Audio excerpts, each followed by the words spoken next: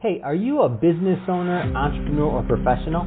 If so, we want you to apply to be a featured guest on our show. My name is Adam Torres, and I host the Mission Matters series of podcasts. I've recorded over 3,000 episodes, and we are just getting started. How do you know if you'd be a good guest to be on the show? Well, only one way to find out, and that's to apply, but I'm going to let you in on a little secret. We want guests that have a story to tell, guests with a brand, a product, or a service that can benefit my audience of listeners. If this sounds like you, go to missionmatters.com and click on Be Our Guest to apply. I'd love to talk to you and get to know more about your story. Again, head on over to missionmatters.com and click on Be Our Guest to apply. All right, now let's get into the show. Hey, I'd like to welcome you to another episode of the Mission Matters Marketing Podcast, your source for all things marketing. My name is Adam Torres. You can follow me on Instagram at AskAdamTorres. Keep up with my book releases, book tour schedule, signings, all that other good stuff. Always love to connect with you there. And as always, if you'd like to apply to become a co-author of one of my upcoming books, just head on over to the website, missionmatters.com, and click on Become an Author to apply. All right, so today I have Michael Heller on the line. He's founder and CEO over at Talent Resources Holdings, which is a parent company for Talent Resources Sports, and PR Ventures. Mike, welcome to the show. Thank you so much for having me. Big fan of what you guys are doing, and I'm ready to rock and roll. All right, Mike. So I'm excited to get into today's topic. So we're going to talk about really the evolution of talent resources and, how you got started and really how things have shifted into 2020. And maybe just to get us kicked off, let's just start off with maybe what were some of your initial goals you wanted to achieve at the beginning of this business venture? Sure. So, it's interesting. My background really was I was in entertainment law, and I was focused on endorsement deals and appearance deals for talent. So I negotiated a lot of the commercial deals for different celebrities, and really at the time, really pop culture icons such as Avril Lavigne, Paris Hilton, Lindsay Lohan, Misha Barton, really very very iconic talent at the time. And what it really made me realize is doing these deals as a lawyer, there was, so much more of an opportunity to kind of be their manager. So I started a management company that focused just on the commercial deals for talent. And after a couple of years of doing that, I realized that there was so much more opportunity to really be a bridge between brands and talent. So I switched everything, created Talent Resources, which was the first company that just, really focused on the kind of, celebrities. And, after a couple of years, started with a partner of mine, David Spencer, Talent Resources Sports. And, that focused on athletes and charged moments in the calendar during different sports activities such as Super Bowl, ESPYs, All-Star Weekend. And, so that's been great. Not so much during COVID, but, it's been, a great experience. And then we also recently launched TR Ventures, which is an arm of the company that really allows us to invest and also bring strategic investors into different brands that we feel will do well in the world. So at the end of this, I'm going to give you the opportunity to leave, obviously, contact info or however people should follow your work and the brand's work overall over at Talent Resources. But I do want to make sure that the right types of individuals and clients do connect with you and your team. What's typically a good fit to work with Talent Resources? Well, really, we're looking for brands that really want to elevate, whatever they're launching, be it a new product, or, be it a campaign that they're looking to push out. And we use different influencers. We have great technology that kind of really dissects and looks into the community of the influencer. And again, when I started the company to now, the landscape's really changed, because in the beginning, it was just really a handful of celebrities that really moved the needle. And with social media, platforms like Instagram, TikTok, Snapchat, Facebook, it's really given us the opportunity to kind of find other, not just celebrities, but influencers that really have a large community. And it's our job to find for the brands the right influencer that, fits, the different initiatives that they're looking to, expose brands, expose individuals who consumers to. So we really use technology to dissect the community of the influencer. Is it male? Is it female? Is it great engagement? What's the age group? Where are these followers coming from? And then we kind of put together a game plan, for these brands. And I really look at it as a modern day type of advertisement. Absolutely. And one of the reasons I was excited to have you on the show today, Mike, was because, when it comes, like, you're a pioneer in that space. So just for everybody listening, Talent Resources has been around over 15 years. So when you think about influencer marketing and things that people are just, maybe especially some of the bigger companies, enterprise level companies, are just starting to really understand that maybe sometimes it makes sense.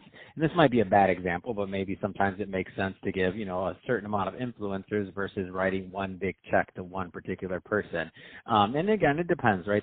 Both strategies work and both are for different things. But even just the fact that dollars are now moving into that influencer space, which are, they're creating good results and providing value for the brands that they're associated with. So my question, Mike, for you is, what's interesting, and I don't mean an influencer, I just mean overall in the influencer market now, because I think you have a unique vantage point because you've really seen the whole evolution in your career.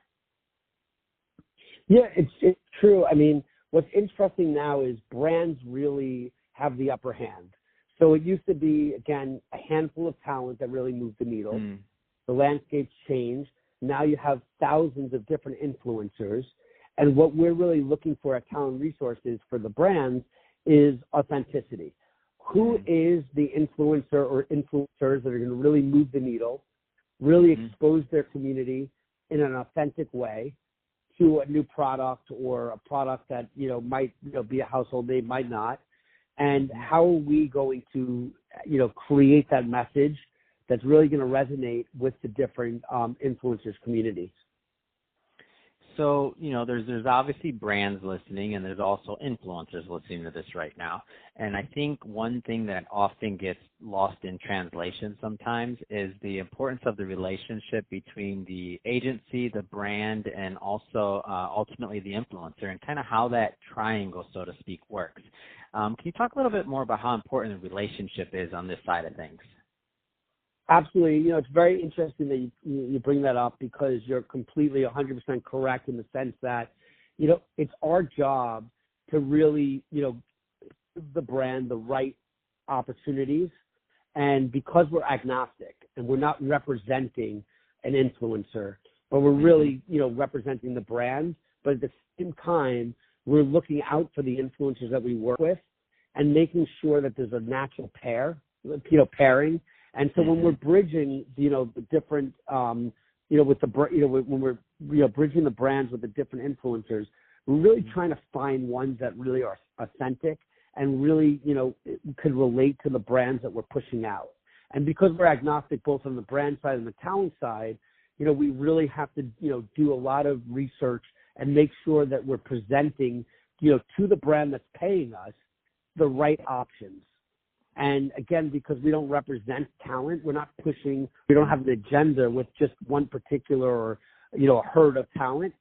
We're really, we represent the entire industry of influencers. So you'd be surprised. Sometimes we find influencers that we never, even worked with before, but because, our technology that we utilize is really showing us this, let's call it a makeup brand. This makeup brand would really do well with these influencers because 80% of their followers are female. Their engagement is tremendous. They have 3% or more engagement. They don't have fake followers. And most of their followers are coming from America. If it's a brand that's just in America. And, we're able to really look into the details and the intricacies of where the community's, what the community is, made of. So we're really looking at, if it's a brand that's just selling in America, we want to find the right, talent for that brand. And it could be sometimes an international brand where they're happy if the influencer has followers from all over the world. And Instagram really, Instagram, TikTok, Snapchat, all these platforms are really global. So it really depends on what the initiative is from the brand and where the brand's really, distributed.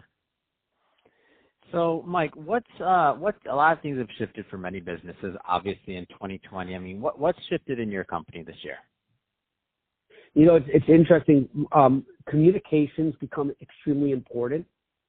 So, you know, with a lot of the different things that, you know, we're going through, all of us, you know, are affected with COVID. More money's been spent, than ever before on influencers because you don't have the live event experience that we're used to. So these influencers are sitting at home. They're able to receive products. They're able to experience the product and then let us know, you know, what their thoughts are. And from that, we're able to really, you know, come back to the brand with, you know, great activations, great calls to action.